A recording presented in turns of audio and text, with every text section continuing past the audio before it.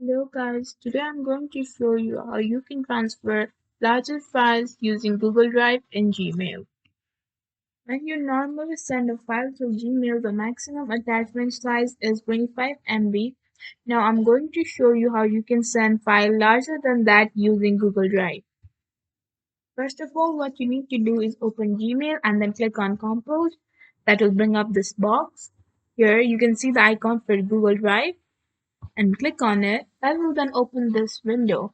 Now when you go to upload, you can select files from your device.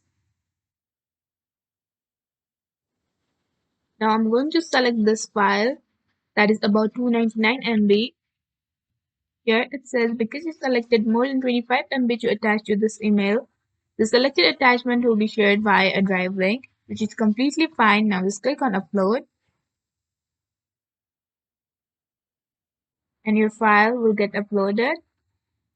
Once the file has been uploaded, it is automatically attached to the email. Now all you have to do is enter the recipient and the subject, and then it is ready to send. And that is how you can send large files using Google Drive. I hope this video helped you out. Thank you for watching.